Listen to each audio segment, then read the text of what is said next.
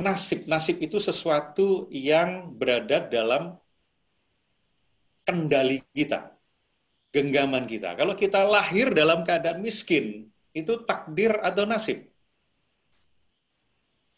Nah, coba saya cek di chat, itu takdir atau nasib? Lahir dalam keadaan miskin, takdir atau nasib? Nasib, Pak Pras. Ya. Oke, ada yang mengatakan nasib. Nasib. Lahir dalam keadaan miskin itu takdir, karena kita nggak bisa milih orang tua kita miskin atau kaya. Kebetulan pada saat itu bokap gue, nyokap gue miskin abis. Ya berarti kan kita lahir dalam keadaan miskin. Kita nggak bisa protes, Tuhan, aku pengen lahir dalam keadaan kaya. Wong kita udah miskin waktu lahir.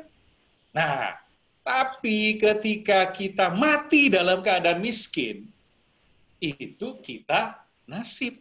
Karena kita sudah dikasih sumber daya oleh Tuhan, tapi kemudian kita membiarkan diri kita berada dalam kemiskinan, karena tindakan-tindakan kita bukanlah tindakan-tindakan yang membawa kita kepada orang yang jadi kaya.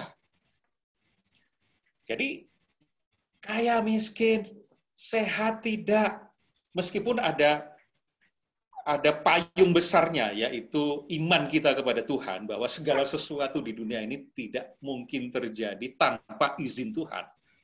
Tetapi Tuhan itu sudah memberikan kuasa kepada kita tanpa maha, karena Tuhan maha kuasa, menciptakan manusia sebagai wakilnya, sehingga sebagai wakil Tuhan, khalifah, Tuhan, kita manusia diberikan kemampuan untuk berkuasa, berkehendak tanpa maha.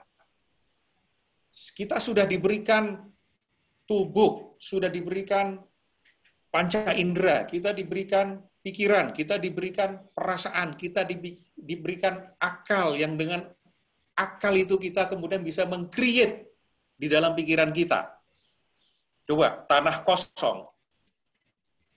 Kemudian kita create dalam pikiran kita nih, kita kan orang properti kan, wah ini akan gue jadikan bangunan ini rumah sakit, ini perumahan, ini public areanya begini. Apa yang terjadi? Begitu ciptaan pertama kita ini kita wujudkan dengan sumber daya eksternal, terjadilah ciptaan kedua kita berupa kota mandiri. Berupa perumahan lengkap. Itu artinya manusia diberi kemampuan ketuhanan tanpa maha, yaitu cipta, create. Itu ada di dalam akal kita, yang namanya neokorteks ini.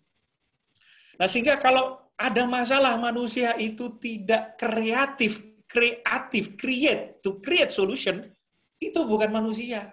Kita mengingkari kemanusiaan kita sendiri. Maka yang namanya manusia ketika ada masalah, memikirkan, menciptakan solusi di dalam pikirannya sendiri. Nah, itu manusia sebagai khalifah, sebagai wakil Tuhan. Sebagai khalifah itu artinya apa sih? Pemimpin. Pemimpin itu leader. Siapa yang di-lead? Ourselves. Pertama, melead pikiran dulu, karena kita sering ditipu oleh pikiran kita sendiri kan. Kita percaya bahwa situasi ini mengerikan sekali. Ini akan hancur habis-habisan. Tapi ternyata enggak ya. Berarti selama ini saya ditipu oleh pikiran saya sendiri. Nah, berarti saya diperhamba oleh pikiran sendiri, diperbudak oleh pikiran sendiri. Padahal pikiran itu adalah instrumen hidup kita yang kita kuasai, kita atur, kita pimpin untuk kepentingan kita. Bukan sebaliknya. Nah, coba aja cek selama ini berarti kita hidup lebih banyak diatur pikiran atau kita mengatur pikiran. Nanti kita bahas. Kita juga punya perasaan, tapi banyak kali kita diperbudak oleh perasaan-perasaan kita. Aduh, perasaan takut, sehingga dengan perasaan takut ngeri ini kemudian kita tidak jualan misalnya. Kita diperhamba oleh emosi-emosi kita sendiri. Padahal kita ini adalah leader, khalifah. Selain leader, kita juga hamba Tuhan. Hamba itu bahasa Inggrisnya servant, pelayan. Artinya apa? Kita manusia ini ditugasi untuk melayani orang lain, memberikan kontribusi nilai tambah kepada orang lain, sehingga dengan nilai tambah kita, kontribusi kita, karya kita, orang lain menghargai kita dengan memberikan uang kepada kita. Kita dapat nafkah. Jadi bukannya kita ngambil uang dari orang lain, tetapi tugas kita adalah menciptakan karya yang memberi nilai tambah agar memberi value kepada orang lain. Dan dari value itulah bisa ditukar dengan uang, dengan penghargaan, dengan kedudukan, dengan penerimaan sosial, dan seterusnya. Nah, ini menunjukkan bahwa sebetulnya kita ini yang menentukan nasib kita. Bukan segala sesuatu di luar sana termasuk COVID. Itu tidak menentukan nasib kita. Yang menentukan nasib kita itu adalah kita sendiri. Kalau teman-teman yang Muslim pasti ada ayatnya di Quran. Juga di Injil saya kira ada juga ayat-ayat yang selaras dengan itu. Aku tidak akan mengubah nasibmu, nasib manusia-manusia ini, kalau dia tidak mengubah apa-apa yang ada di dalam dirinya. Itu saja sudah menunjukkan bahwa Tuhan sudah mendelegasikan penciptaan nasib itu kepada manusia. Dengan kata lain, aku tidak akan mengubah nasib suatu kaum sebelum kaum itu mengubah apa-apa yang ada dalam dirinya. Artinya Tuhan tidak akan memberi akibat kalau manusia tidak menciptakan sebab. Nah, situasi yang seperti sekarang ini ya mungkin sebagian teman-teman tetap jualan itu grafiknya begini. Ada juga yang flat. Mungkin banyak juga yang begini. Nah, saya tidak terlalu menguasai bagaimana situasi di properti. Tetapi kan hampir semua area-area bisnis itu terkena dampak meskipun ada mendapatkan blessing in disguise dari situasi seperti ini, seperti di kuliner, kuliner juga sebagian tutup, tapi sebagian berjaya. Di produk kesehatan juga berjaya juga. Saya tidak tahu di properti ini apakah naik atau turun. Kemungkinan ya karena kita dibatasi bekerja kita kemarin work from home, jadi mobilitas kita terbatas, akses kita terbatas dengan pasar, kemungkinan itu menjadi persoalan, dianggap sebagai persoalan. Nah sekarang, bagaimana sebetulnya kita menyikapi situasi ini? Maka kita bisa memodel dua orang ini. Panji sang petualang. Apa yang membuat dia ini begitu tenang menghadapi ular? Apa yang membuat dia tenang menghadapi ular? Nah, supaya kita agak interaktif, nggak satu arah, boleh tebak apa yang membuat dia tenang menghadapi ular, mampu menguasai ular di chat box.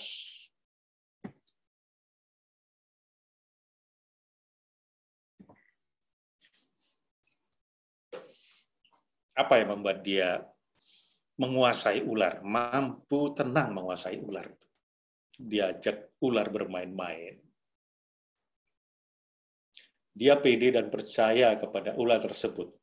Nah, pertanyaan lebih dalam lagi, apa yang membuat dia percaya kepada ular itu dan ular itu percaya pada dia? Kan bisa aja kita percaya sama orang, orang nggak percaya sama kita.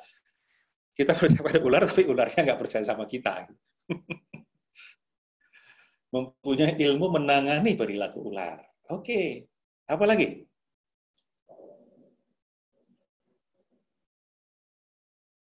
Ya, apa yang membuat dia tenang?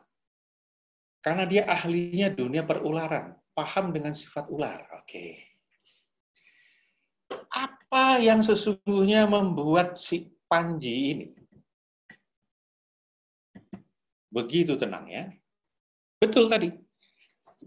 Karena dia memahami seutuhnya tentang perularan ini.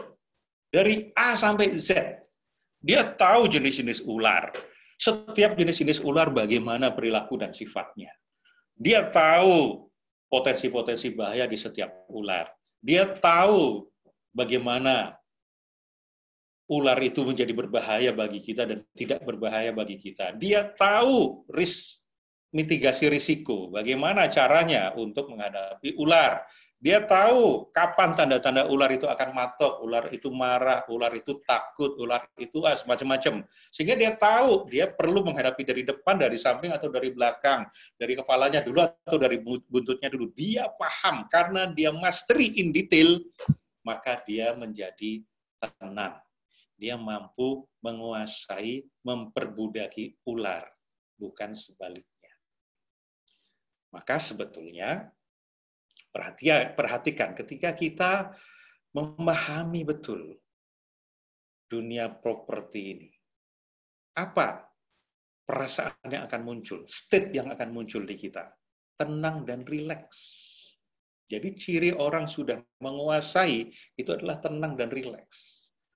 Kalau kita masih tegang dengan anak-anak kita tegang dengan pasangan kita tegang dengan bos kita tegang dengan customer kita.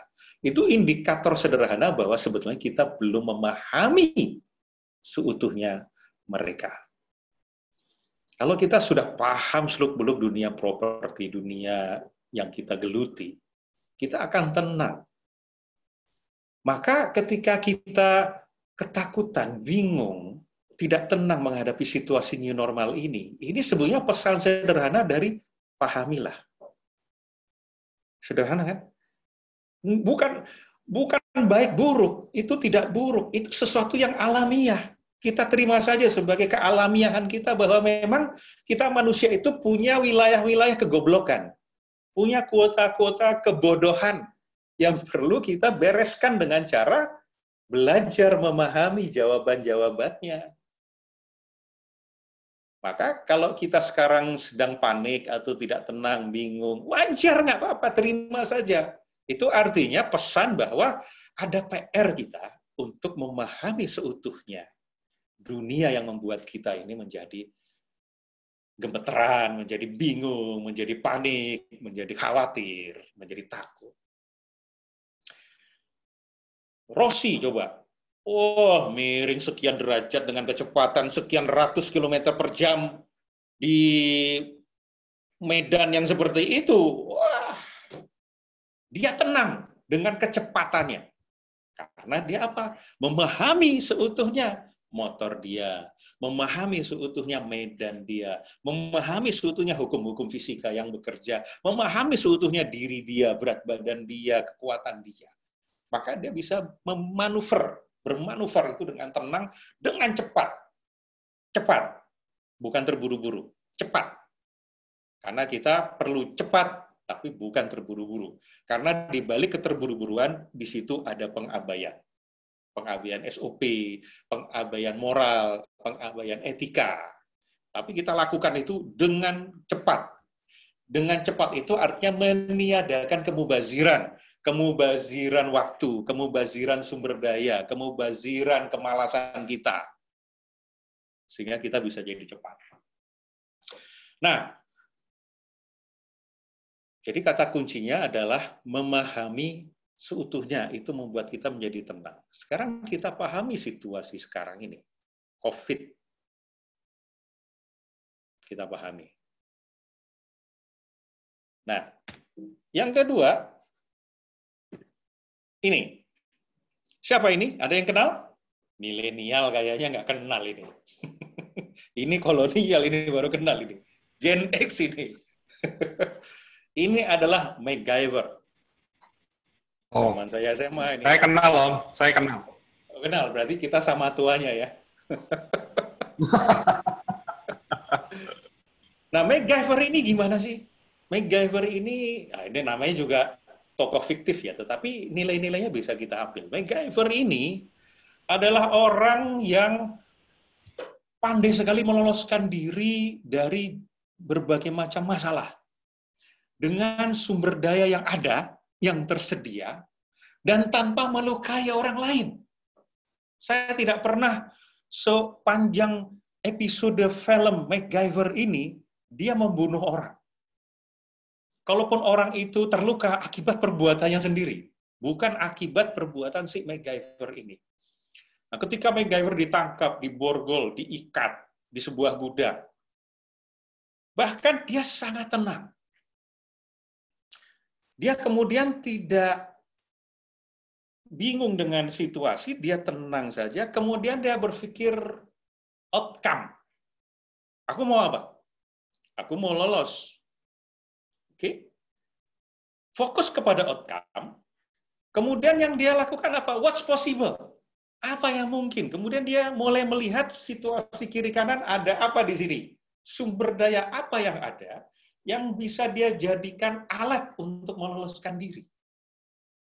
Mulailah ketemu. Nah, itu didukung oleh apa? Didukung oleh pengetahuan dia berbagai macam ilmu, biologi, kimia, fisika, matematika.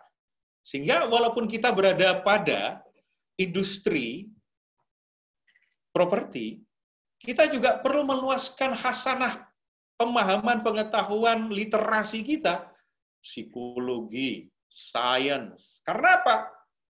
Karena para sales inilah yang seyogyanya punya knowledge yang lebih luas. Karena dia perlu mempacing, menyesuaikan diri pembicaraannya dengan prospek kan. Kalau prospek ngomong bola, kita bisa jabanin. Kalau prospek ngomong sains, kita bisa jabanin. Wah, sehingga sebetulnya profesi yang paling banyak pengetahuannya, itu adalah sales. Nah, begitu tenang, ya kemudian dia fokus kepada proses. Kalaupun misalnya dia ada bom di situ, kemudian dia mau putus nih, ini kabel merah atau kabel biru. Sementara timer itu sudah tek, tek, tek, sudah 10, 9. Itu nggak panik dia. Nggak. Tapi dia fokus kepada pilihannya dia. Udah tinggal 1 detik, berhasil nggak meledak. Dia tidak dipengaruhi perasaannya oleh sesuatu yang tidak bisa dia kendalikan. Dia hanya berfokus kepada apa-apa yang bisa dia kendalikan. Nah, dari 2 tokoh ini kita ambil, kita model, maka syarat atau apa sih yang membuat kita ini menjadi tenang dan kemudian bisa melalui situasi yang kita hadapi ini adalah kesiapan, readiness. Kalau kita tidak siap, ya kalau MacGyver tidak siap, kalau Panji tidak siap dengan pengetahuannya, dengan pemahamannya, maka tidak mungkin Panji itu bisa setenang itu dan bisa seotoritas itu terhadap ular. Begitu juga dengan MacGyver.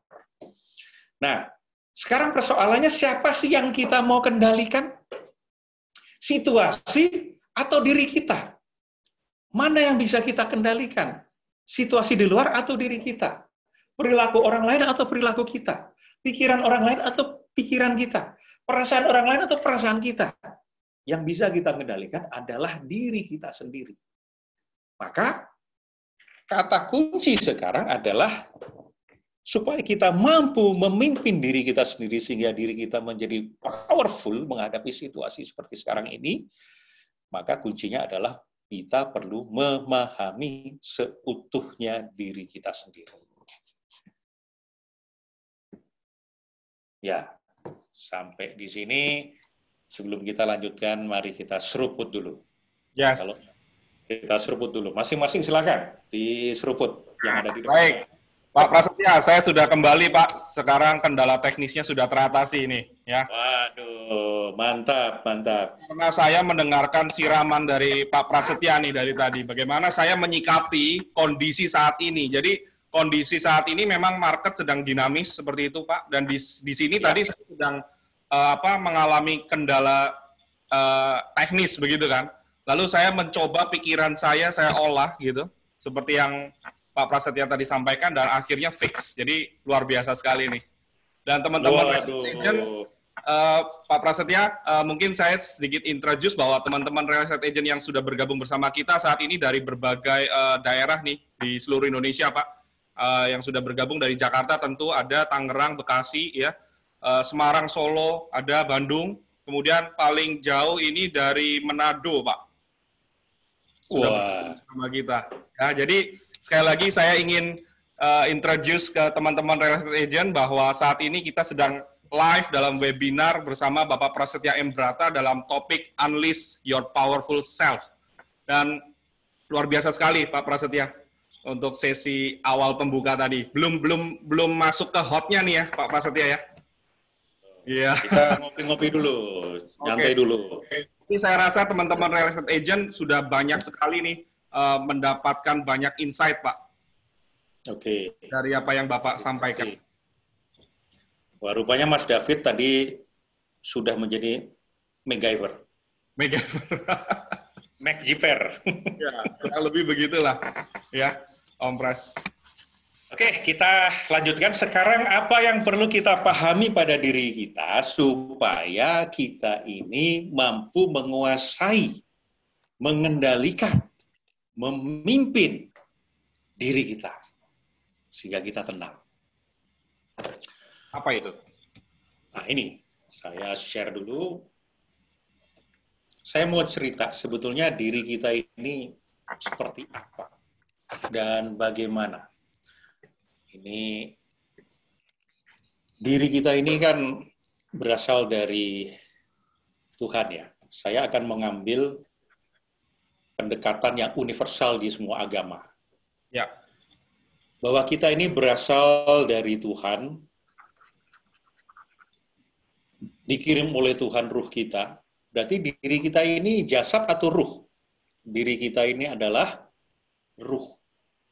Yang ketika memasuki pintu gerbang bernama kelahiran, kita memasuki dunia dengan penuh liku-likunya.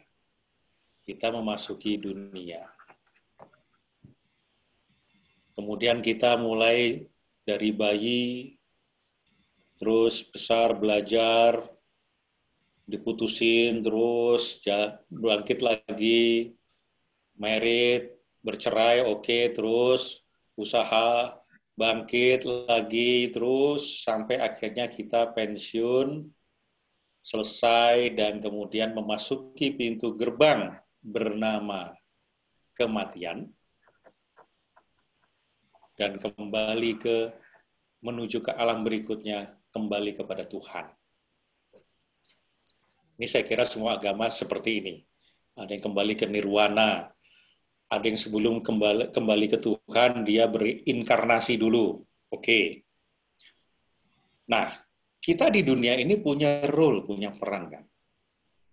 Peran sebagai kakak, sebagai adik, sebagai anak, sebagai orang tua, sebagai pemilik perusahaan, sebagai karyawan, sebagai pimpinan, sebagai teman, dan seterusnya. Nah, dan kita ingat, kita berbatas waktu. Kita tidak tahu pintu yang bernama kematian itu akan kita buka kapan.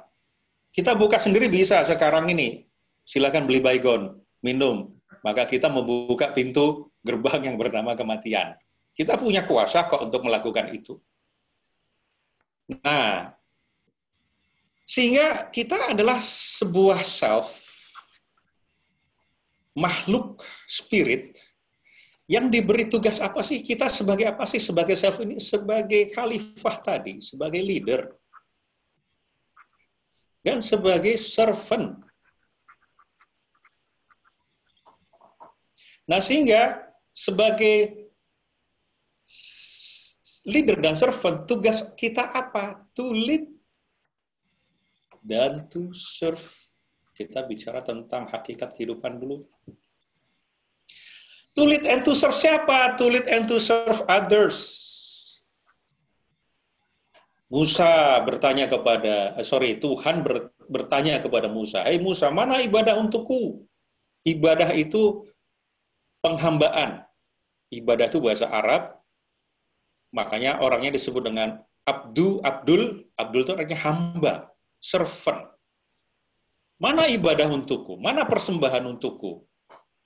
Bukan aku selama ini sudah beribadah untukmu ya Tuhan. Aku sudah sembahyang, aku sudah berpuasa. Itu ibadah untuk dirimu sendiri, kata Tuhan. Ibadah untukku yang sebenarnya adalah ketika engkau menolong orang lain.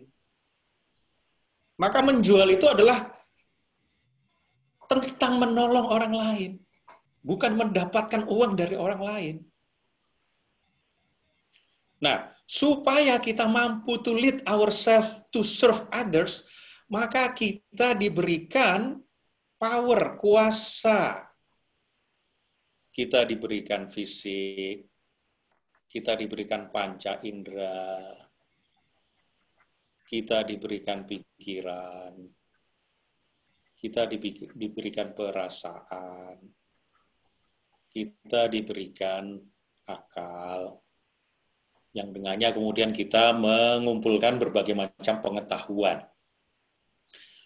Salah satu misalnya di otak kita ini, nah, supaya webinar kita walaupun gratis tapi keren, itu kita kasih yang agak ilmiah dikit lah. Kita ini kan punya 3 belahan otak nih, bukan belahan ya, kita bagian otak, saya gambarkan di sini aja deh. Kita punya 3 fungsi otak. Yang pertama adalah otak reptil. Apa fungsinya? Untuk survive. Sehingga kalau kita punya masalah, kita mampu survive. Survive itu apa sih? Fight, menyerang, flight, lari, freeze, diam. Tambah fit, makan, cari makan, dan reproduksi. Nah, coba reptil, kadal, komodo, binatang-binatang purba, itu hidupnya ya sekitar ini aja toh. Ya. Nah, kita sendiri juga sebagai makhluk adalah juga reptil. Makanya disebut dengan reptilian brain. Kita punya reptilian brain atau primitive brain, karena ketika kita zaman primitif dulu, kita hidup itu ya seputar ini kan, manusia-manusia purba itu. Nah, kita kemudian juga dikasih yang namanya mammalian brain. Apa fungsi mammalian brain? Adalah to feel atau to emote, untuk merasakan, emotion. Nah, coba mamalian, kucing, anjing, macan. Nah, itu punya perasaan. Kalau kita bunuh anak cicak, kan reptil kan, induk cicak gimana? Nggak apa-apa, nggak ada respon apa-apa. Tapi kalau kita bunuh 1 ekor anak harimau, bisa jadi yang mati ada 2. Anak harimau sama kita sendiri. Kenapa? Karena emaknya itu sangat marah anaknya diganggu. Sehingga kalau ada masalah, respon kita hanya nyerang, hanya lari, hanya diam, hanya ngemil, hanya kawin. Maka sebetulnya kita ini beroperasi setara kadal. Manusia yang bukan manusia. Manusia yang setara kadal. Tetapi kalau ada masalah, kita hanya menggunakan otak mamalia, kita responnya hanya nangis, takut, baper. Ada masalah baper. Sebetulnya kita sedang beroperasi setara dogi. Kalau di kelas kita waktu itu kan saya bilang setara asu. Ini karena seluruh Indonesia, udahlah dogi aja deh, biar lucu gitu. Nah, tapi manusia itu diberikan bagian yang lebih luas, yang lebih besar, yang namanya neokorteks. Binatang nggak dikasih. Kalaupun dikasih sedikit, lumba-lumba, tikus, simpanse. Tetapi Seandainya gajah itu punya neokorteks lebih besar dari kita, sesungguhnya dia akan bisa melihara kita. Kitalah jadi peliharaan gajah karena neokorteks. Nah, makanya neokorteks ini disebut juga dengan human brain. Apa fungsi neokorteks? Pertama, to create. Kreatif tadi. To reflect. Reflect itu refleksi. Refleksi. Refleksi itu melihat, kita mampu melihat diri kita sendiri, kita mampu melihat pikiran kita, melihat perasaan kita.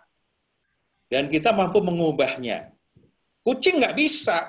Kucing tuh nggak pernah nanya, kok gue makanan gue tiap hari ini mulu ya? Kok nggak pernah ya gue makan ketoprak? Itu nggak bisa. Pokoknya begitu kucing ada dikasih makan itu, dia lahap makan. Nah, manusia kan lama-lama bosan. Tempe itu kan bikin darah tinggi, tempe. Kalau dimakan sebulan berturut-turut. Tiap hari tempe, tiap hari tempe. Oh, kemudian kita darah tinggi karena kita marah-marah tiap hari tempe. Jadi bukan tempenya ya Om ya? Bukan tempenya. Nah, apalagi etik atau moral. Nah, maka ketika kita ada masalah, kita tidak mampu melihat masalah itu, tidak mampu melihat diri kita, kemudian tidak mau menciptakan solusi, dan tidak menjalankan kehidupan berdasarkan etik, solusi itu tidak berdasarkan etik, kita ini bukan manusia. Kalau mau dikatakan kita ini manusia, ya kita gunakan ini. Kita beroperasi seperti ini. Nah, ini kan sumber power, kembali ke sini. Ini sumber power. Sehingga dengan power ini kita mampu memimpin diri kita sendiri to serve others. Dan ketika kita sudah memasuki pintu gerbang bernama kematian, kita kemudian mempertanggungjawabkan. Tanggung jawab itu responsibility, mempertanggungjawabkan ability to choose response. Sehingga kita selama hidup, apa sih kerjaan kita? Kerjaan kita tuh milih respon. Milih respon, milih respon, milih respon, dan respon yang kita pilih, ini yang kita pertanggungjawabkan nanti di hadapan Tuhan. Bukan hasil yang kita dapatkan, lu udah punya apartemen berapa, kata Tuhan. Enggak.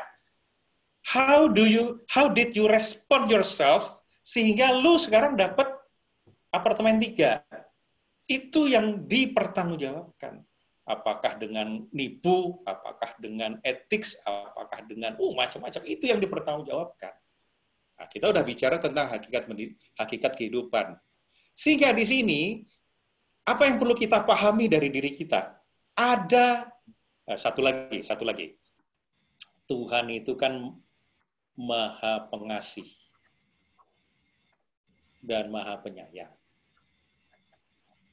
Maha cinta. Cinta itu adalah kasih. Giving, not taking. Dalam jalan kasih sayang. Sehingga karena Tuhan Maha Pengasih Penyayang, manusia adalah cerminan Tuhan, pantulan Tuhan, refleksi dari ketuhanan, maka manusia selama di dunia, dia juga beroperasi dengan cinta. Giving, dan caring. Itu hakikat penciptaan kita. Nah, sekarang kita lihat ada berapa dimensi yang ada di sana. Pertama, self. Ini ada meaning, makna. Ada intention di sini. Misi, kehendak. Ada power. Ada dimensi orang lain. Ada role dan word, tempat dan peran, dan ada waktu, dan ada state cinta di sini. 1, 2, 3, 4, 5, 6, 7, 8. Nah, sehingga sebetulnya yang perlu kita pahami dari diri kita adalah kita hidup di 8 dimensi. Yaitu kita punya meaning, kita punya makna, kita selalu memberi makna, dan atas makna itu kita berespon, kita punya intention, kehendak, kita punya self, identity,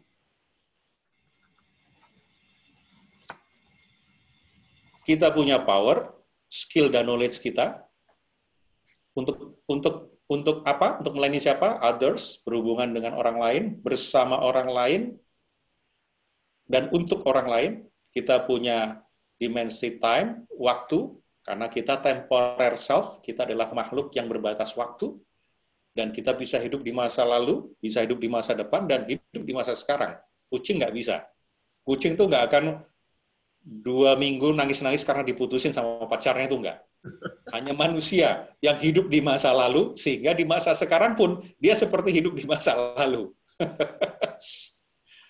Dan ada world, dunia, termasuk di sini ada role di sana. Dan ada apa tadi? State. Nah, kita lihat di sini. 1, 2, 3, 4, 5, 6, 7, 8. Nah, supaya kita ini punya excellency, maka yang perlu kita lakukan adalah memastikan bahwa ke-8 itu selaras. Align. Nah, untuk ini saya akan mengajak salah satu peserta kita untuk sedikit melakukan simulasi. Saya akan menggali 8 matriks dia, misalnya dalam menjual saja. Oke? Ya. Boleh Mas David memilih siapa yang bisa saya wawancarai? Oke, baik. Saya akan pilih, kemudian kita akan live talk langsung bersama Pak Prasetya, begitu ya? Saya akan pilih sebentar, Pak. Oke.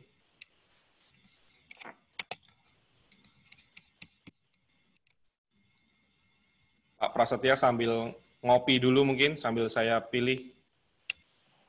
Oh, kalau saya ada 2, Mas. Kiri teh, kanan susu jahe. Malam sudah mulai masuk angin, jadi kopi libur dulu. Oh, baik. Baik, saya sudah dapatkan di sini. Saya akan sambungkan dulu, Pak, sebentar. Kita masukin ke panelis ya, biar enak ngobrolnya. Wah, keren ya. Saya baru tahu kalau di Zoom ini bisa dimasukkan ke ruang tersendiri. Oh, bisa, Pak. Nah, di sini ada sahabat saya, Pak, namanya Ibu Heidi. Ibu Heidi. Iya, selamat pagi Ibu Heidi dari Era Infinity. Saya sudah unmute nih. Bu Heidi, halo. Bu Heidinya masih belum ada video dan masih... Halo. Yes, halo. Sambung bersama kita. Ya, Bu Heidi, thank you. Sekarang bisa langsung akan di-profiling nih oleh Pak Prasetya M. Brata gitu ya. Sorry Pak David, ini saya lagi antar klien di Metro Park. Oh, oke. Okay. Oh, baik. Baik, Maaf Bu. Pak Prasetya. Oke. Ya, oke, nggak apa-apa. Kita boleh pilih siapa? Ya. Mungkin ada voluntary? Voluntary boleh raise hand. Jadi saya bisa langsung masukkan ke sesi kita. Silakan.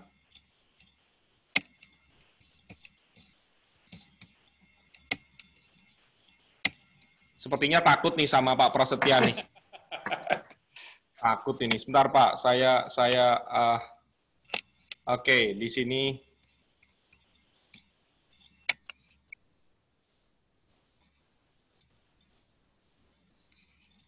Ini ada Mbak Irvani.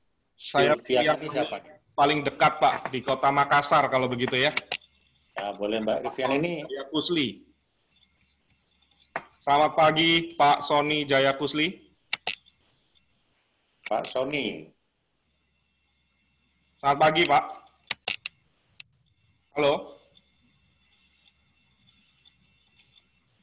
Pak Sony.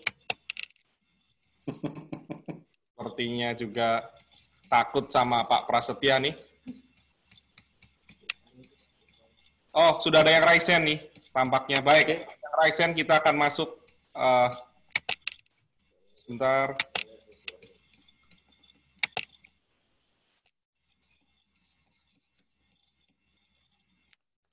Sebentar, yang raise hand. Oke. Iya.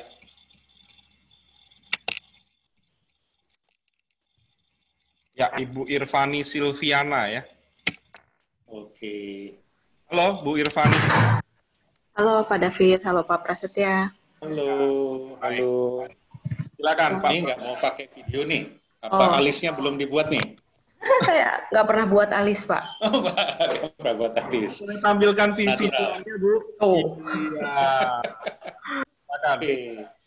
Loh, kok ngumpet lagi? Nah, Belum nggak mandi, ada Pak. di sini. Belum mandi, Pak. Nggak ketahuan, nggak ketahuan. Nggak apa-apa, nggak apa-apa. Ya, baik. Nah, Mbak Irvani, saya panggil Mbak siapa ini supaya akrab? Iya, Fani boleh, Irvani boleh. Fani. Oke, Ya. Mbak Fani. Mbak Fani, kita ngobrol-ngobrol tentang suatu hal yang kita ingin memahami matriks diri Mbak Fani di hal tersebut, di suatu konteks kegiatan. Nah, Mbak Fani boleh nggak mau memilih kegiatan apa yang mau kita pahami matriks diri Mbak Fani? Apakah di menjual, ataukah hal-hal yang sederhana, misalnya baca buku, hobi apa, bahkan sekedar minum air putih, atau mandi, atau apa saja. Apa, Mbak? Apa ya? Bingung, Pak. Bebas aja deh, Bapak yang Atau tentuin gini, deh. apa hal yang kira-kira selama ini agak menjadi concern dari Mbak Fani? Entah karena bermasalah atau kurang memuaskan atau apa, Mbak? Dalam hal apa? Mungkin related dengan pekerjaan atau apa yang dikerjakan Fani begitu. Mungkin lebih ke menangani rasa malas misalnya ketika mau melakukan sesuatu, tapi kadang masih kayak, kurang motivasi gitu mungkin, Pak. Nah, melakukan apa yang malas biasanya? Apa ya? Saya tahu. Tadi sudah ketahuan jawabannya, Pak Prasetya. Tadi contohnya misalnya malas mandi gitu, misalnya. Misal, boleh deh. Oke, malas mandi ya. Contoh saja. Contoh ya. Fani yang lagi mau mandi. Nah, sekarang kita bicara tentang meaning. Makna. Saya pindah dulu. Mandi. Apa makna mandi bagi Mbak Fani?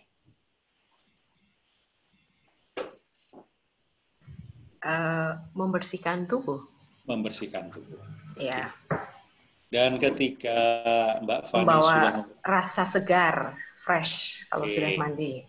Nah, sehingga dengan membersihkan rasa tubuh ini akan fresh, segar. Nah, ketika Mbak Fani sudah membersihkan tubuh dan fresh, apa maknanya bagi Mbak Fani? Teman-teman yang lain bisa memperhatikan bagaimana cara saya mendapatkan strukturnya, karena ini penting. Silakan, Mbak. Apa maknanya bagi Mbak Fani? Ketika melihat Mbak Fani ini sudah bersih dan sudah fresh, apa maknanya? Maknanya apa ya? Ya melihat diri sendiri udah lebih bersih dan rasa fresh itu rasanya lebih senang. Terus ya senang, tenang, lebih pede mungkin ya. Kalau udah mandi kan lebih bersih, lebih pede. Nah, ketika sudah senang, tenang, dan pede, seorang Fani yang tenang, senang, dan pede, apa artinya bagi Mbak Fani? Oke. Sampai sini saya mulai bingung, Mbak. Nggak apa-apa. Di tengah kebingungan, jawab aja. Ketika sudah tenang dan pede. Seperti tadi Pak Pras, kalau Mbak Fani bingung, saya bantu. Tenang aja. Kalau sudah apa-apa. tenang, Ini tenang dan saya pede, apa maknanya? Dalam diri Mbak Fani dulu nih. Ketika Mbak Fani melihat seorang Fani yang tenang dan pede, yang senang, apa artinya bagi Mbak Fani? Hmm. Nggak tahu. Orang yang apa? Orang yang bagaimana? Menjadikan diri Mbak Fani siapa? Tahu sampai sini saya ngerasa biasa aja karena emang harus mandi dan Oke, rasa dengan tenang, senang dan tenang itu tenang dan pede ini penting. apa manfaat yang terjadi? Apa yang akan terjadi? Oke, mungkin lebih dari sisi tenang karena sudah mandi, sudah Oke. bersih, lebih tenang dan Oke. itu lebih enak gitu. Dalam apa? Perlu dalam hidup itu merasa tenang gitu. Merasa tenang. Karena Keperluan salah satunya berarti ya. gunanya tenang supaya apa? Oke. Supaya lebih mudah berpikir dalam Mudah mengambil berpikir. keputusan, ya. Dan dengan mudah berpikir ini Mudah ambil juga keputusan. dalam mudah ambil keputusan. Iya. Ketika keputusan. Nah, ketika sudah mudah berpikir dan sudah mengambil keputusan, sudah mudah mengambil keputusan, apa maknanya bagi Mbak Fani? Apa yang akan terjadi? Lama-lama dalam ya, cuma dari hal mandi. Ya. Apa yang akan terjadi? Ini relate to business sebenarnya, karena misalnya dengan kita mudah ambil keputusan dalam berbisnis itu sangat penting sekali kan untuk bisa mengambil keputusan yang tepat. Oke, sehingga dengan mengambil keputusan yang tepat, apa yang akan terjadi? Diharapkan bisnisnya bisa lebih maju karena bisa mengambil keputusan dengan tepat. Bisnis maju. Seorang Fani yang bisnisnya maju, apa artinya bagi Fani?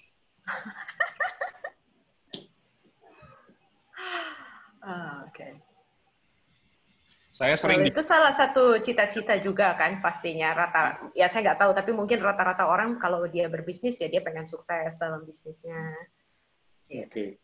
Seorang Fani yang sukses, apa artinya bagi Fani? Kapan selesainya ini, Pak? Nggak pernah selesai. Sampai nanti sore. Apa artinya sukses ya? Seorang Fani yang sukses, apa artinya bagi Fani?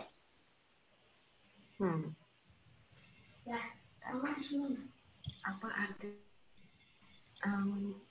Itu salah satu cita-cita aja sih.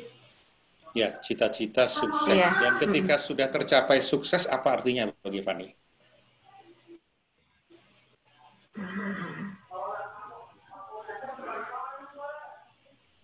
Sangat penting tapi bukan segalanya juga. Jadi ya part of the life goal.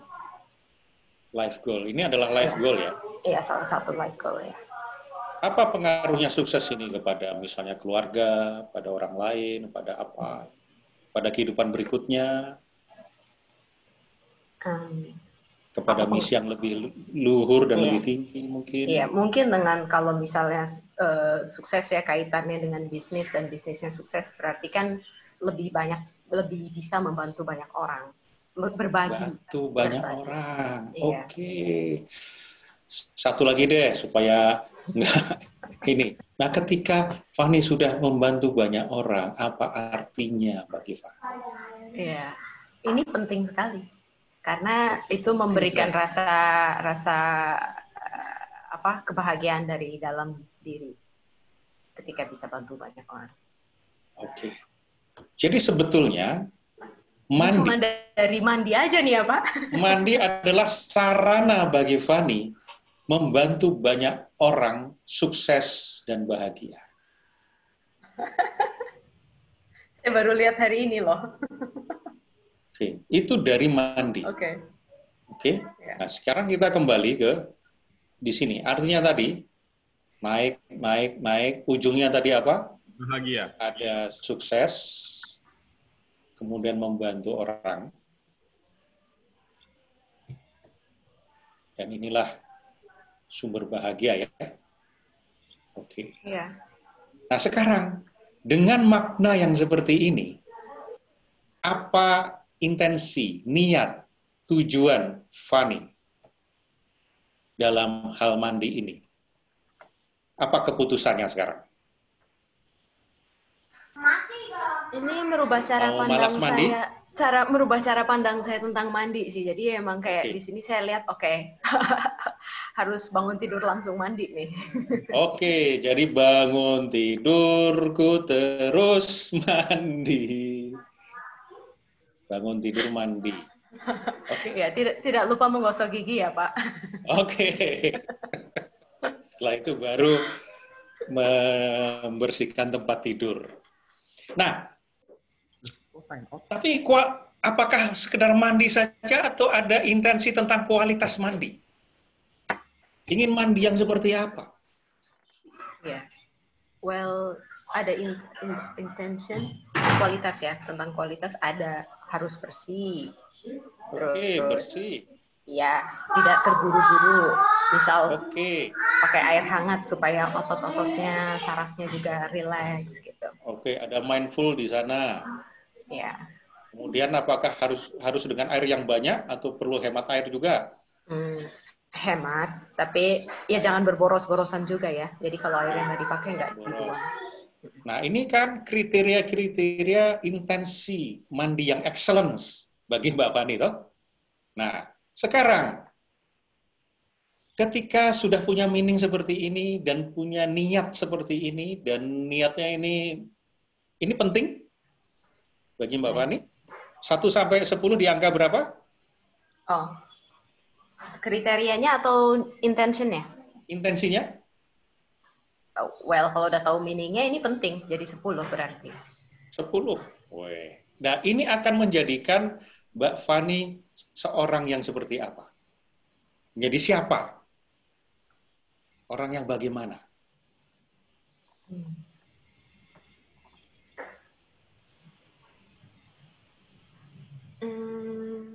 Bingung saya sama jawabannya. Ya, seseorang, misalnya saya ini seorang yang menghargai apa, seorang yang meneladankan apa, saya ini seorang ibu yang apa, saya seorang pebisnis yang apa. Ini kan kita punya banyak identity di sini. Paling nggak dipilih 2 atau 3, menjadikan saya siapa kalau saya sudah mandi dengan excellence. Seorang yang lebih bertanggung jawab dengan bisnis yang dikerjakan, misalnya, terus Bertanggung lebih jawab. mudah dalam mengambil keputusan, dalam melakukan kegiatan mandinya pun gitu ya, tidak berboros-borosan. Oke, menjadikan orang yang efisien ya. Efisien. Ambil keputusan orang yang efektif misalnya kan. Ya. Ini saya bantu dengan bahasa saya ya. Kalau di Betul, coaching Pak. yang benar, saya nggak boleh pakai bahasa saya, harus bahasa klien. Oh. Nah, dengan demikian, apakah Mbak Fani ini punya skill dan knowledge untuk mandi dengan excellence? Skill apa dan knowledge apa yang masih dibutuhkan supaya mampu mandi dengan excellence?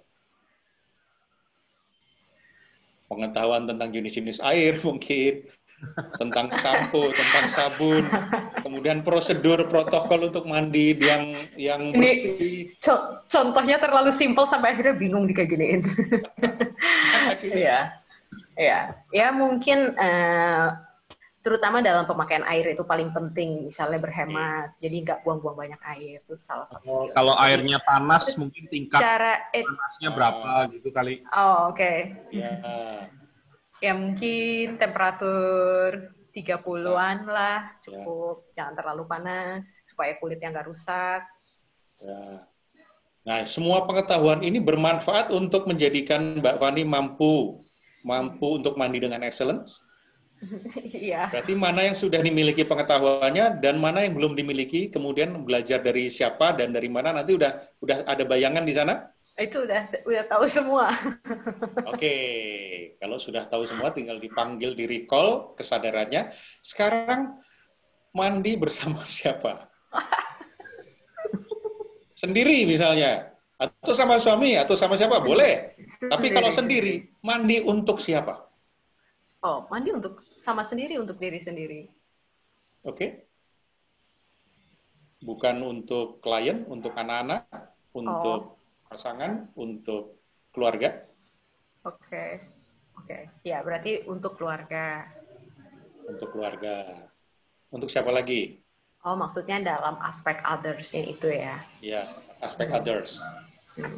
Ya, kalau mau ketemu orang ya berarti untuk orang lain kan? Ya, Untuk diri itu sendiri juga. itu Clients, meaningnya let's untuk say. orang lain itu sebagai penarik perhatian atau sebagai giving to others, memberikan keindahan dan kebaikan Tuhan kepada others. Yang kedua, giving. Oke, kita lihat. Nah, ada aspek yang berikutnya, aspek apa? Aspek waktu, time. Kapan mandi? Di pagi hari katanya, Pak. Pagi. Malam nggak? Oh, malam juga. Sekarang kan corona. Jadi kalau udah keluar pergi harus mandi. Oh, berarti setiap keluar Iya, ya, setiap Iya. keluar rumah. iya. Dan malam hari. Berapa lama mandi? Durasinya? Durasi kalau pakai keramas 20 menit, kalau tanpa keramas 20 menit. 10 menit lah. 10 sampai 20 menit. Nggak sampai Iya. 1 jam. Kalah saya. Nanti jadi nggak hemat air lagi, Pak, kalau sampai sejam. Oh iya, benar. Nah, sekarang di mana mandi? Di rumah, di kamar mandi. Di rumah. Dalam peran apa mandi? Peran? Dalam role apa mandi itu? Ya, ada role ibu, mama, role apa? Istri. Ya, boleh. Role bisnis misalnya. Ini adalah role dan world-nya kan. Iya. Nah, ketika mandi dengan state apa? Perasaan apa? Peace of mind. Peace of mind, peace of mind. Oke. Apalagi? Fokus Relax. misalnya. Relax. Flowing. Apalagi? Banyak kan? Nah, sekarang Mbak Fani, dengan menyadari 8 matriks ini, apa yang berbeda sekarang mandi, sebentar lagi Mbak Fani mandi, dengan mandi kemarin? Ada yang berbeda? Iya, secara maknanya ya, ternyata mandi itu bisa mendukung saya untuk mencapai cita-cita. Ternyata mandi itu bukan cuma buat saya pribadi, tapi ternyata for others juga gitu. Yeah, it's much more meaningful, of course. Karena, much more meaningful. Nah, maka ketika terjadi hal yang tidak excellence dalam soal mandi, periksa saja. Periksa saja. Jangan-jangan ada matriks yang tidak align. Entah keliru meaning, entah keliru intention, entah keliru identity, entah karena nggak punya skill-nya, entah karena salah orang, karena salah waktu, salah tempat, salah peran, atau salah state. Maka ketika kita jualan, cek matriks jualan kita. Kok jualan gue seret banget sih? Kenapa kok gue jatuh sih jualan gue? Cek. Jangan-jangan pemaknaan kita yang nggak bikin kita ini gereng soal jualan. Salah bahwa jualan itu adalah wah berat segala macam itu. Itu state-nya kan. Kita tidak punya intensi yang cukup kuat untuk berjualan. Atau kita merasa, siapa sih gue? Hanya remah-remah rengginang di balik kotak kongguan. Tentang self. Atau sebelumnya saya memang nggak punya skill-nya. Saya belum punya skill jualan di era new normal ini. Saya belum tahu bagaimana caranya jualan online. Karena selama ini saya konvensional, face to face. Berarti ini soal skill dan knowledge.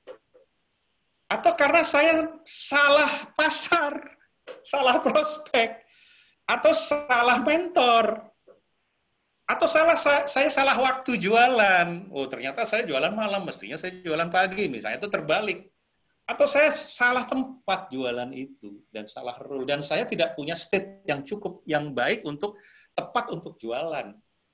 Kan kalau kita komunikasi itu kan state to state dengan orang. Ketika state itu, orang itu masih belum tertarik sama kita, kita udah buru-buru presentasi. State-nya belum kita bangun dengan pas, maka kita nggak kena, nggak connect. Nah inilah fungsi atau gunanya kita memahami 8 matriks kita. Kita namakan sebagai matriks.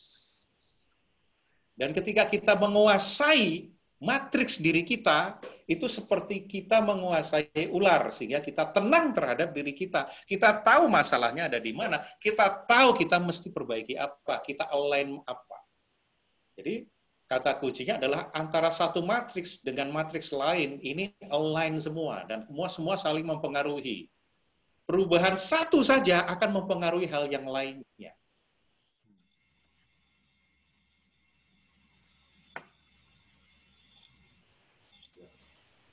Menarik sekali ya. Setiap kita bangun saja matriks di aspek-aspek kehidupan kita, di kegiatan kita. Matriks membaca buku, matriks bercakap-cakap dengan anak yang selama ini mungkin kita males bina anak atau mendidik anak. Matriks mandi tadi, matriks makan makanan yang bergizi, matriks jualan, matriks bikin laporan. Nah, kalau sales kan kadang-kadang malas tuh bikin laporan. Cek aja matriksnya. Nanti kita akan ketemu sendiri oleh diri kita. We discover ourselves. Dan itu powerful untuk diri kita. Terima kasih Mbak Fani.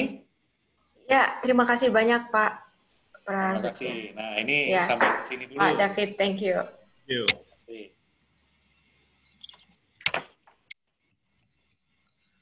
Wow. Minum lagi dulu. Silakan. Nah, Silakan, sambil ada pertanyaan barangkali silahkan di chat atau boleh langsung silahkan.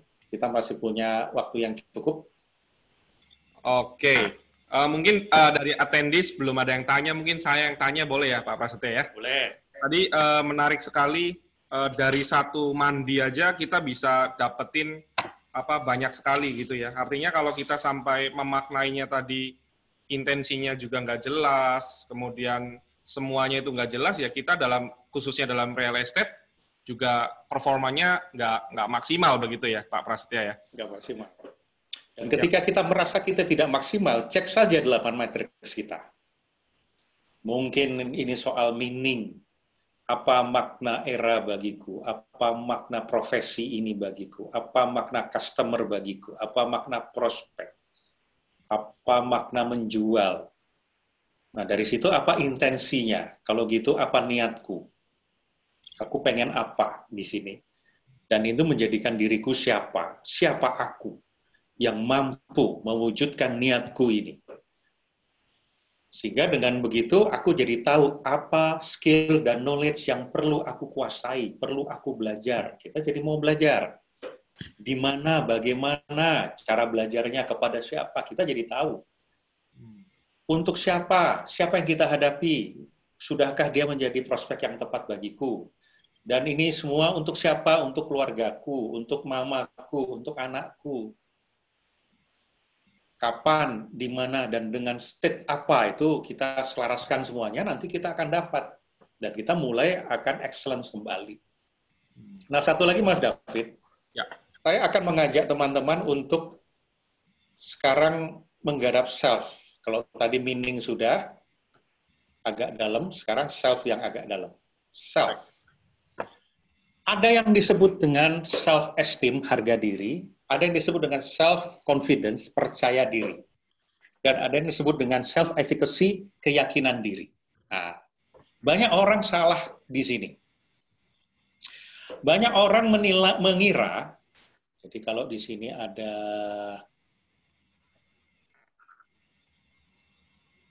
di sini waktu, di sini nilai. Banyak orang mengira bahwa nilai dirinya, nilai diri seseorang itu ditentukan oleh sesuatu di luar dirinya. Misalnya, dulu waktu kecil kan nggak bisa apa-apa. Kemudian belajar jalan. Begitu sudah belajar jalan, dia merasa berharga. Begitu jatuh dikatain, jatuh, nggak bisa apa-apa lu jatuh. Kemudian dia mulai bisa belajar bersepeda, akhirnya dia mulai bisa naik, merasa naik nilai dirinya. Dikatain orang, jatuh lagi. Baru masuk TK, ketemu orang baru, jatuh. Nah, jadi seperti ini. Merasa bahwa dari waktu ke waktu, nilai diri itu bisa jatuh, bisa naik. Nah, ini keliru. Nilai diri atau harga diri itu tidak tergantung dari apapun. Yang tergantung dari skill, dari pengalaman, dan dari situasi, itu adalah percaya diri atau self-confidence. Nah, maka orang tidak percaya diri, itu nggak apa-apa. Nggak apa-apa. Karena soal percaya diri atau tidak percaya diri itu adalah soal skill dan pengalaman. Saya percaya diri sekarang ini nyanyi di depan Mas David dan teman-teman. Percaya diri. Tapi saya tidak percaya diri nyanyi di Indonesian Idol. Kenapa? Karena skill saya belum masuk ke levelnya Indonesian Idol. Jadi wajar dong saya tidak percaya diri, dan itu tidak apa-apa. Tidak bisanya saya nyanyi ketika saya dengan tidak percaya diri, kemudian saya nyanyi di Indonesian Idol, dan kemudian saya tidak lolos, saya gagal. Maka gagal itu hanya mempengaruhi percaya diri saya, tetapi tidak harga diri. Karena harga diri saya itu tetap tinggi. Yang gagal itu hanyalah tindakan saya, bukan saya. Ini adalah being.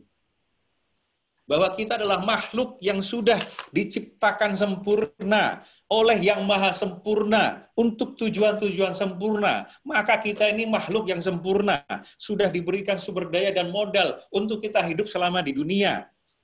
Untuk excellence, untuk serve others dengan excellence. Kita adalah makhluk yang berharga, manusia itu berharga, dan harga kita tidak ditentukan oleh skill, pengalaman, dan situasi.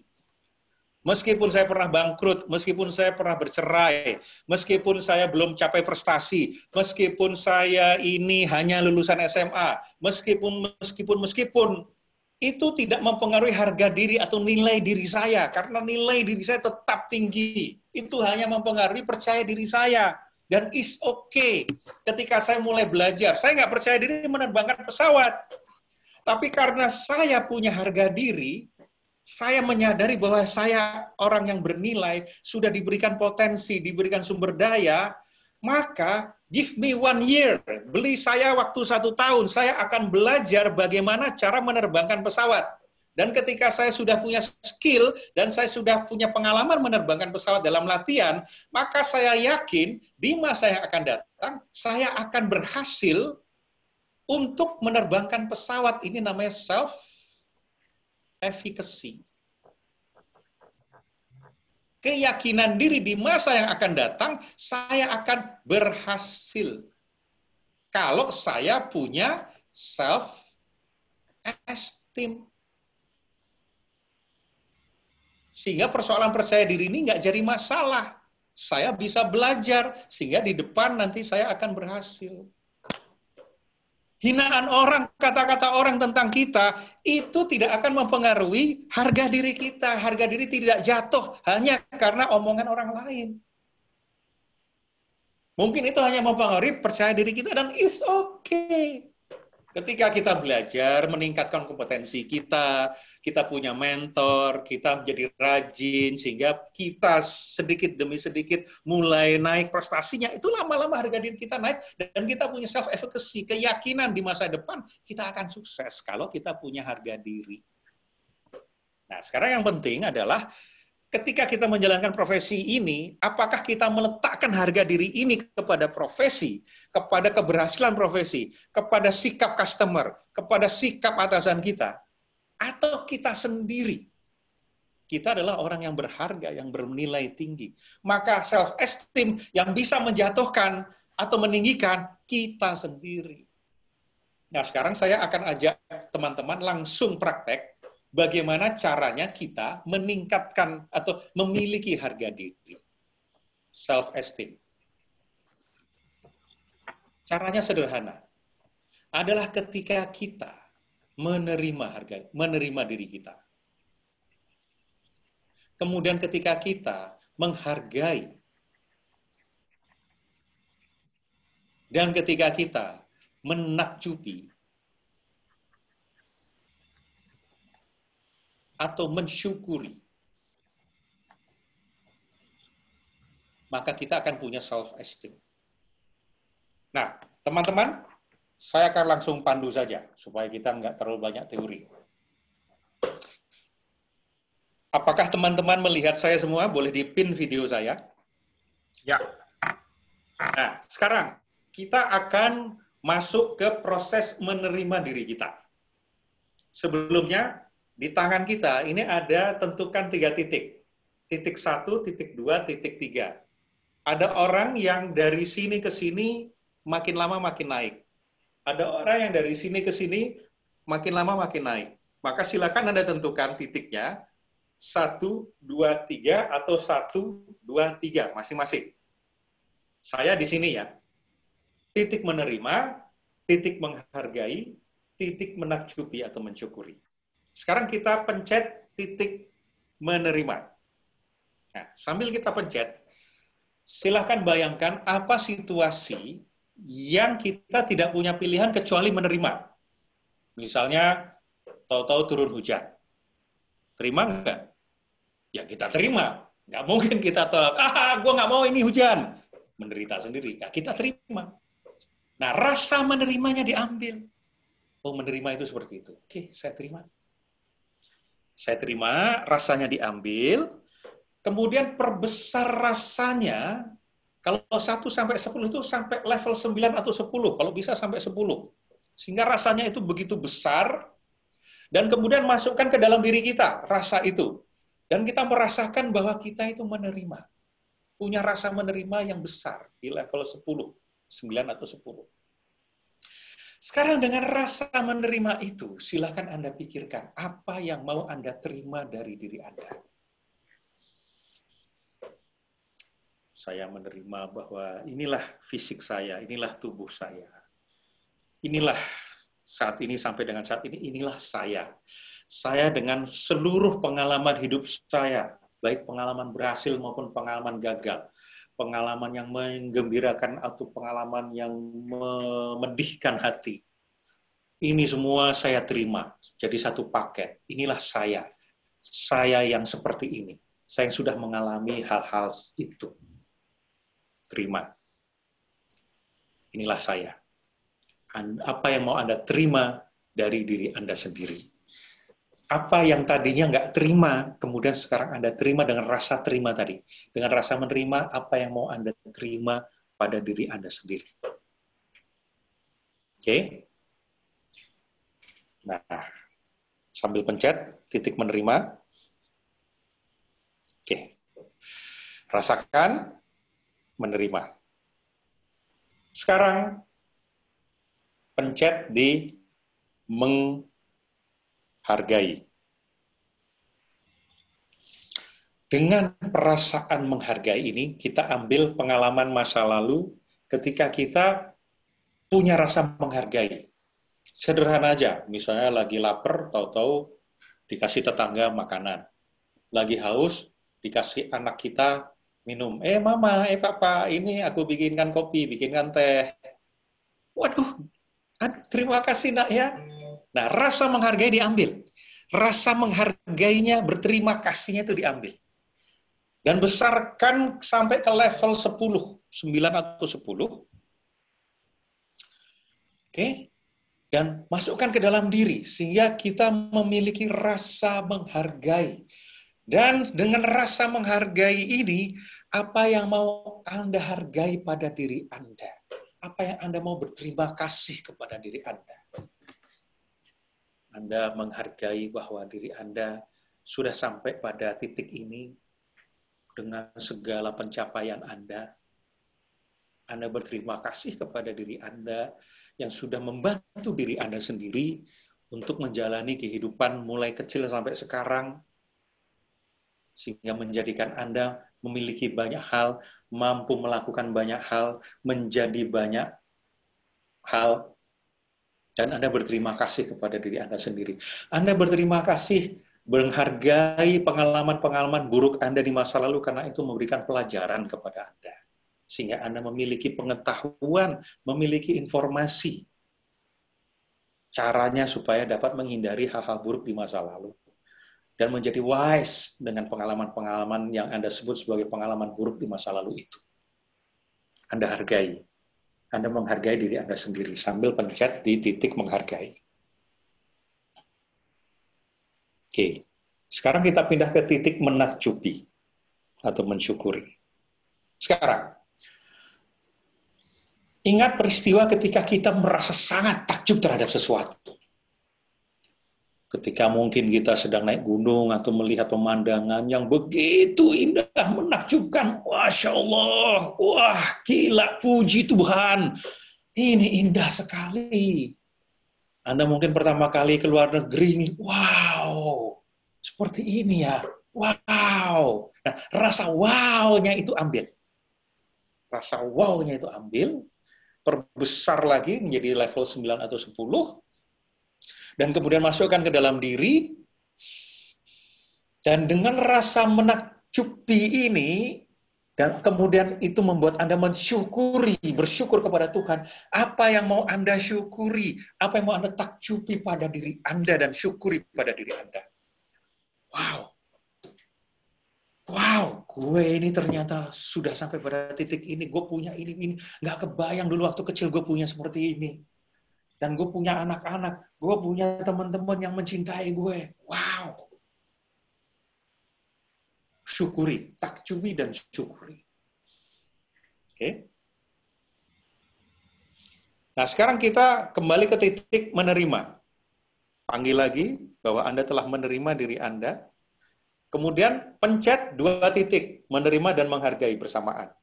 Apa yang mau Anda hargai? Bagaimana Anda menghargai diri Anda yang menerima diri Anda? Bagaimana Anda menghargai diri Anda yang telah menerima diri Anda? Dan sekarang bagaimana, titik 3, dipencet sekaligus, bagaimana Anda menakjubi, mensyukuri diri Anda yang mampu menghargai diri Anda, menerima diri Anda. Oke.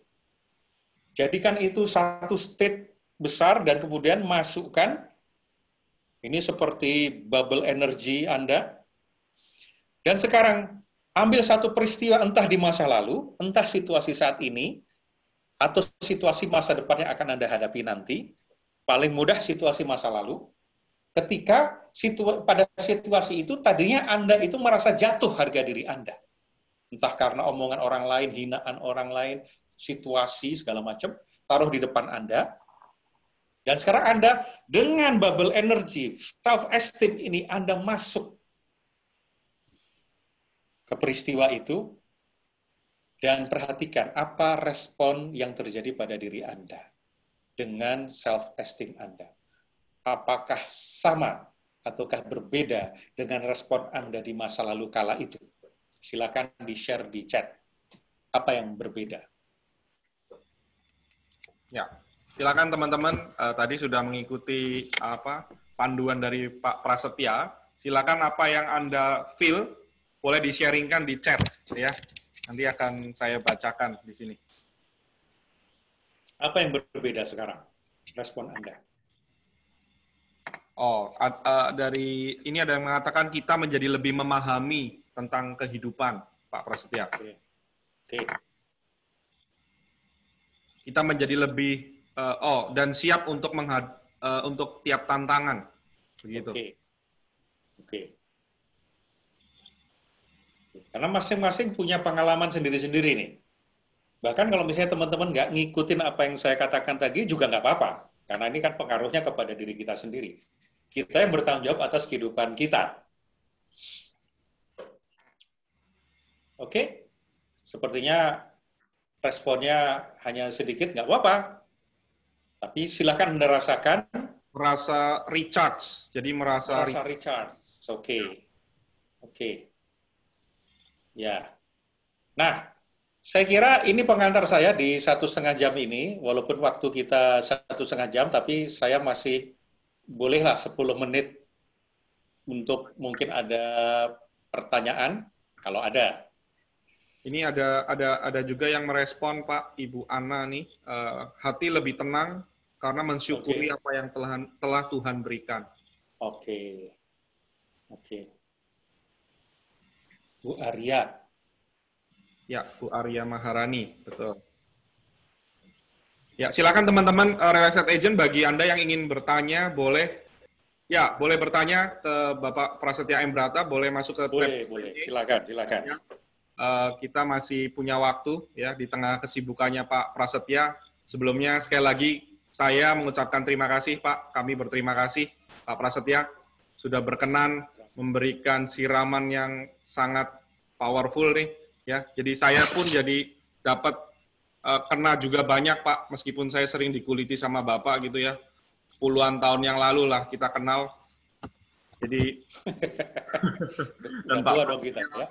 Silakan Mbak, siapa tadi Mbak Esi untuk bertanya? Oh ya, Mbak Esi bertanya, bagaimana jika kita sudah berusaha memahami lawan bicara kita, Pak? Pertanyaannya, terus masalahnya apa? Kalau sudah memahami lawan bicara kita, namun mereka belum. Belum. Ya. Ini tentang ilmu komunikasi. Jadi kata Sun Tzu kan, know yourself, know your enemy, know your battlefield, and you will win the war, the battle. Artinya kita pahami orang lain dulu, kemudian baru bagaimana membuat kita dipahami oleh orang itu. Ya. Selama kita tidak memahami orang lain dulu, kita tidak mungkin bisa dipahami. Wong, kita ya salah paham terhadap orang lain, kok minta orang itu memahami kita. Maka setelah kita memahami apa yang kita pahami tentang orang itu, tentang keyakinan-keyakinan yang dia anut, tentang nilai-nilai yang dia anut, tentang istilahnya metaprogram itu, ada orang yang dia ini akan lebih paham itu dengan visual, auditory, atau kinestetik, dengan gambar, suara, atau dengan rasa. Kalau orang yang lebih mudah dengan visual, waktu kita mau jualan, ya kita sediakan brosur, sediakan foto, kita perlihatkan gambarnya, karena dia orang yang lebih paham dengan gambar. Bagaimana kita tahu, Pak? Maaf, saya potong. Bagaimana caranya kita tahu ini orang tipe ini dan ini, Pak? Oh, ada ilmunya, ada kelasnya, dan kelasnya mahal. Ya, lewat banyak. Kita bisa memahami orang yang paling luar itu adalah dengan membaca wajah dia. Nah, ini semalam itu saya mengadakan kelas 2 hari, 2 sesi saja, hari Senin dan Selasa, membaca sifat orang melalui wajah. Jadi kita dengan wajah aja kita bisa tahu, oh ini orangnya percaya diri rendah atau tinggi. Kalau rendah berarti dia kan butuh saran, butuh data, informasi, testimoni supaya dia yakin untuk ambil keputusan. Apakah orangnya percaya dirinya tinggi sehingga nggak usah terlalu banyak cerita, nggak usah terlalu banyak cincong, dipicu saja emosinya, kemudian dia akan memutuskan membeli rumah. Nah itu hanya dari wajah. Kemudian dari mata, dari alis, dari pipi, dari bibir atas, dari bibir bawah, dari hidung, dari jidat, itu memberitahu sesuatu tentang orang itu. Itu ada ilmunya. Kemudian dari kata-kata yang dia ucapkan. Kelihatan kok misalnya, oh kemarin saya ya Pak ya, berangkat pagi-pagi jam 7. Jam 7 itu saya nyalain mobil. Habis itu nyalain mobil, kemudian saya lihat di temperatur 32 derajat, saya nyalain kecepatannya 30 km per jam, sampai di depan itu saya lihat ada orang jualan somai Pak. Wow, tertulis, itu orang detail atau orang global kira-kira? Detail. Itu orang detail, orang prosedur atau orang option? Orang yang berurut atau orang yang ngacak kalau cerita? Berurut. Berurut. Nah, ketika kita tahu dia orang detail dan orang berurut, apalagi kita tambah, oh dia kok bahasanya mengandung unsur-unsur visual. Saya lihat Pak, itu kan visual. Beda kalau saya dengar Pak, itu orang auditori. Saya rasa Pak, itu orang kinestetik. Maka kita bisa mulai mengusahakan kita dipahami melalui pintu-pintu itu. Kalau dia orang visual, siapkan peluru-peluru visual yang detail dan ketika ngomong itu berurut. Kalau orang itu nggak suka terlalu banyak cerita, dia orang yang praktikal, dia orang yang to the point. Terus kita cerita dulu tentang sejarah, cerita tentang konsep, bete, dia nggak paham kita. Nah, kita bisa dipahami oleh dia ketika kita sudah mampu mengidentifikasi pintu-pintu dan jendela mana yang mau kita masuki. Dan itu ada ilmunya, Mbak. Itu, Mas. Oke. Ada lagi? Oke. Ini ada yang mau bertanya. Oh, mau bertanya live boleh, Pak Prasetya? Bertanya live boleh. Boleh saya sambungkan ya. Satu pertanyaan terakhir ya. Baik. Adian Syah Halim ya, sebentar.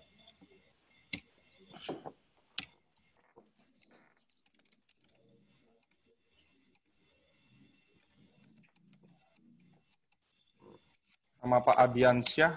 Oke. Ntar saya sambungkan Pak Adiansyah. Ini harus masuk ke panel dulu ya, Mas ya? Ya, saya invite dulu Pak, biar lebih enak. Baik, Pak Adiansyah Halim. Silahkan, kalau Bapak ingin bertanya, silahkan. Oke, terima kasih waktunya Pak Prasetya, Pak David. Pak, saya bulan Oktober yang lalu kan, ini saya mau nyangkut harga diri gitu. Nah, seperti Pak sampaikan, saya bulan Oktober tahun lalu itu kan saya resign Pak, karena saya kan dapat beasiswa. Nah, ini yang Pak Prasetya ngomong itu satu anugerah, karena itu harusnya nggak bisa, maksudnya saya dapat beasiswa dari pemerintah Rusia langsung, jadi karena usia saya kan sudah 50 Pak, biasanya kan batasnya memang 5, cuman karena kita tulis esai segala macam, sehingga ya mungkin nggak tahu jadi pertimbangan bagi mereka, terus juga akhirnya dokumen juga sampai ke Rusia, akhirnya saya diterima di Moscow Technical University Pak. Cuma saya sempat kira-kira 2 bulan di sana baru belajar bahasa Rusia, karena kan kita memperdalam bahasa Rusia dulu 1 tahun di Plekhanov. Nah kemudian karena saya Desember kan mau Natalan, saya balik ke Indonesia. Nah saya baru menikah sih sebenarnya 3 tahun dengan istri saya, karena sebelumnya saya ada satu kehidupan yang lama yang memang saya sudah pergi dari sana. Nah kebetulan saya balik ke sini, saya nggak boleh balik ke sana lagi Pak untuk melanjutkan kuliah saya. Nah, itu persis sebelum COVID-19, Pak. Nah, jadi saya saat ini kan saya sempat bingung, Januari sempat down banget karena di satu sisi istri saya bolehin ke sana, tapi ya itu setiap hari saya di sana, dia setiap kali video call selalu nangis segala macam. Nah, tapi akhirnya dia bilang coba deh Natalan balik ke Indonesia, kan sayang saya sebenarnya baru 2 bulan sana, tapi akhirnya saya Natalan balik ke Indonesia, ke Jakarta, terus kemudian saya mau balik ke sana lagi, dia nangis-nangis. Jadi saya nggak bisa melanjutkan, katanya kamu pilih tetap itu atau saya, katanya. Saya kan susah Pak juga, akhirnya ya udah saya putuskan, ya sudahlah, itu padahal cita-cita saya itu sudah lama sekali. Nah ini yang saya sampaikan itu kan memang satu anugerah, cuma saat seperti ini kan akhirnya saya udah terlanjur tinggalkan pekerjaan saya itu sudah hampir 6 tahun sebenarnya. Itu waktu saya mau keluar pun owner saya sangat nahan saya, tapi saya kekeh waktu itu karena saya pikir saya ke Rusia tuh mau belajar satu ilmu atau digital yang nanti kalau saya balik ke Indonesia tuh akan saya akan saya membuat suatu semacam aplikasi untuk orang-orang yang misalnya sakit kanker apa segala macam, karena banyaknya keluarga saya yang sakit meninggal karena kanker Pak. Jadi saya untuk ini lebih ke arah lebih ke arah non profit gitu loh Pak. Jadi tapi ingin bantu orang gitu kan, tapi dengan aplikasi. Cuma ini dream-nya kan hilang sama sekali Pak. Akhirnya saya kan sekarang mulai cari kerja lagi, saya coba LinkedIn segala macam, saya perbaikin semua CV. Cuma saat seperti ini kan memang banyak pesaing, banyak yang kemarin gara-gara COVID kan banyak yang dirumahkan juga Pak, sehingga sekarang ini mereka juga berlomba-lomba untuk mencari. Nah, tapi saya kan sering kali terbentur karena masalah usia. Nah, saya menyadari itu sehingga waktu bulan Januari kemarin, Februari saya mulai masuk di salah satu digital property Pak. Jadi pakai, cuma itu memang bukan bidang, maksudnya bukan bidang saya, hanya untuk sementara. Cuma saat ini saya bagaimana cara meningkatkan kembali untuk saya punya self esteem tadi yang sampaikan Pak Prasetya Pak. Baik Pak Syah Halim, mungkin kita sudah tangkap pertanyaannya ya, bagaimana cara meningkatkan self esteem. Silakan Pak Prasetya. Terima kasih Pak Ardiansyah Halim. Oke, Pak. Terima kasih Pak Andi ya. Nah ini persoalan yang sebetulnya saya butuh gali lagi.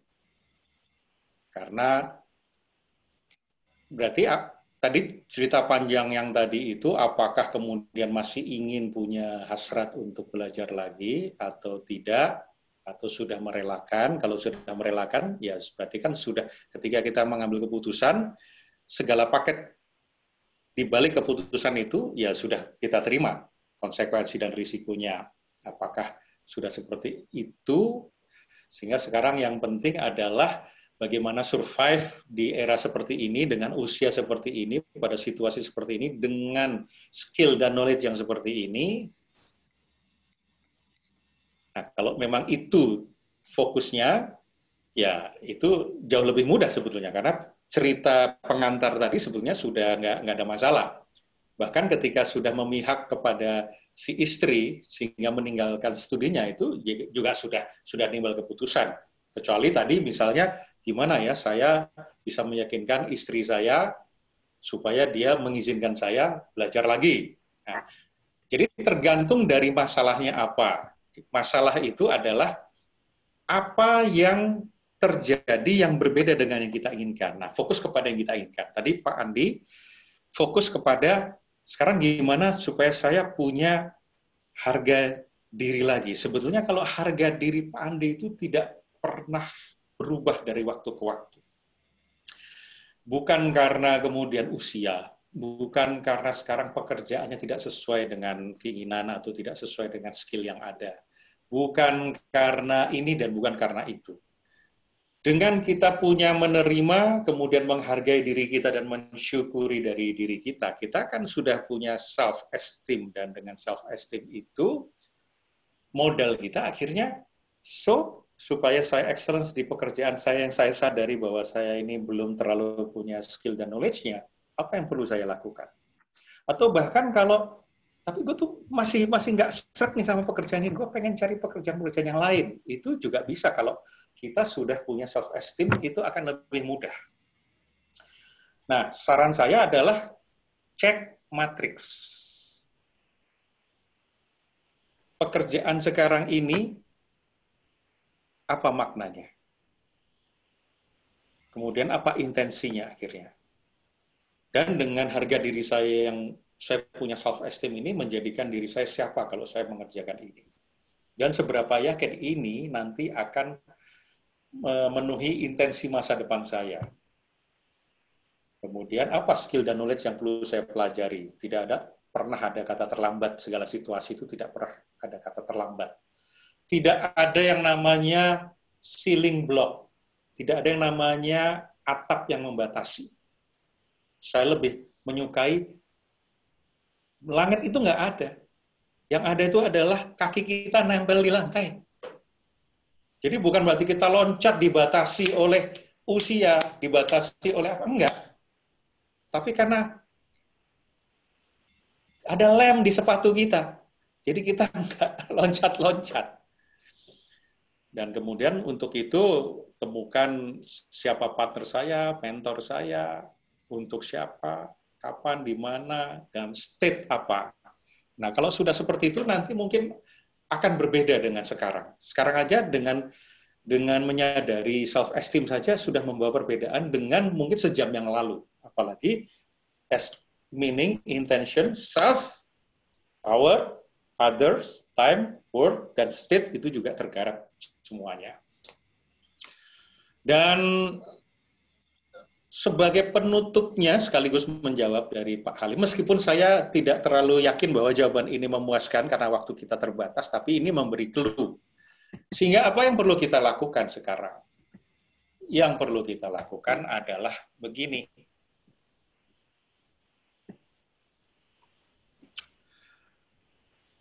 Saya pernah nonton film Castaway yang dibintangi oleh Tom Hanks.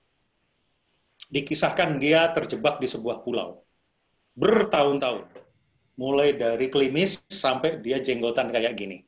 Itu sudah bertahun-tahun. Suatu ketika Tom Hanks ini menemukan sebuah kelapa yang jatuh dari pohonnya. Aku udah lama nggak minum kelapa ini. Aku pengen minum air kelapa itu. Akhirnya dia banting-banting kelapa itu, nggak pecah. Banting sini, nggak pecah. Dinding karang, nggak pecah. Begitu terus dilakukan, nggak pecah-pecah. Akhirnya dia mulai bingung, gimana cara mencahkan buah kelapa ini. Nah, akhirnya dia ambil, ini ada sebongkah batu. Siapa tahu kalau batu ini dilemparkan ke kelapa itu, kelapanya pecah. Dia lemparkan, batunya yang pecah. Bukan kelapa yang pecah. Wah, batunya yang pecah. Tapi begitu, tar dulu. Batunya ini pinggirnya tajam. Wah, akhirnya dia ambil kayu, dia ambil cari akar untuk mengikat, akhirnya dijadikan kapak. Dan akhirnya kelapa ini dengan mudah bisa dikupas, plus, dan kemudian dia bisa minum dengan puas air kelapa itu. Ini mirip juga dengan cerita kalau di Muslim ketika Nabi Ismail, versi Islam ya, Samuel Ismail, bersama ibunya Hajar itu, mencari air karena dia ditinggal oleh Abraham di Mekah itu. Cari ke sini ke sana nggak ketemu, sini ke sana nggak ketemu, sampai 7 kali dari Bukit Safa ke Bukit Marwah, kembali lagi. Situ. Akhirnya kecapean duduk sang ibu Ismail ini. Tiba-tiba Ismail itu hanya menghentakkan kakinya saja ke tanah, muncul air, itulah air Zam-Zam. Lalu apa hubungannya lari ke sana kemari dengan munculnya air itu? Kenapa nggak dari tadi aja? Nah, ternyata ketika kita bingung mau ngapain pada satu situasi, maka tetap saja bergerak. Tetap bergerak. Lakukan sesuatu. Sesuatu yang apa? Memberi nilai tambah kepada orang lain. Bantu orang lain. Saya nggak sempat cerita pengalaman pribadi saya karena waktu kita. Tetapi ketika kemudian kita action, disitulah keajaiban bersembunyi di balik action kita. Nah, siapa tahu dengan memperbaiki matriks Pak Andi, kemudian memperbaiki performanya, di situ di baliknya itu ada rezeki-rezeki yang bernama entah, di selipan entah, dan di waktu yang entah. Keajaiban sering terjadi justru ketika kita bergerak dan action. Terima kasih. Assalamualaikum warahmatullahi wabarakatuh. Setia yang Brata, terima kasih sekali lagi untuk sharingnya. Dan mohon maaf untuk teman-teman real estate agent bagi pertanyaan yang belum tercover ya, karena durasi dan jadwal Pak Prasetya berikutnya. Mungkin sebelum sesi ini kita akhiri, Pak Prasetya, saya akan mengadakan live polls untuk teman-teman, dan Bapak juga berkenan untuk ngikutin polling juga boleh, Pak, ya. Jadi silakan teman-teman, saya akan tampilkan polling. Ada 3 pertanyaan, silakan Anda isi langsung. Ya, sekarang saya sudah launch pollingnya. Silakan Anda langsung isi ya di layar Anda. Silakan pertanyaannya, apa profesi Anda saat ini? Kemudian bagaimana penilaian Anda terhadap webinar kita hari ini? Kemudian apakah Anda selalu mengikuti webinar yang diselenggarakan oleh ERA? Ya, silakan Anda boleh langsung isi pollingnya. Ya, kita kasih waktu untuk mengisi.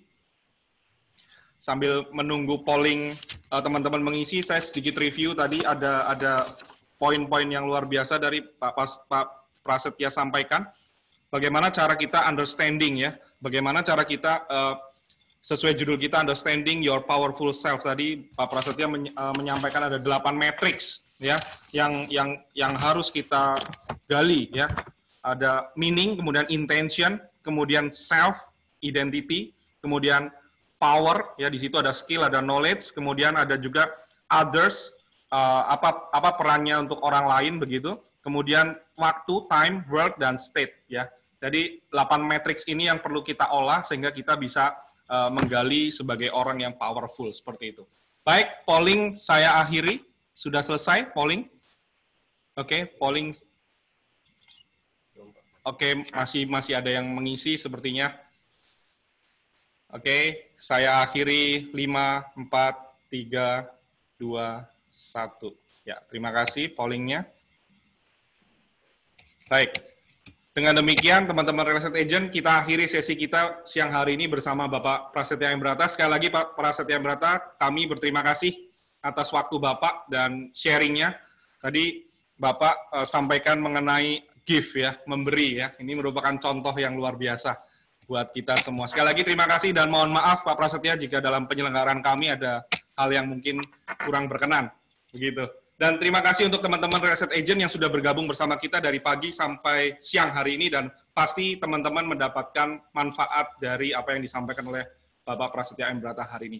Oke, baik, terima kasih. Sampai ketemu lagi di webinar kita berikutnya dan sukses selalu buat kita semua. Terima kasih. Terima kasih.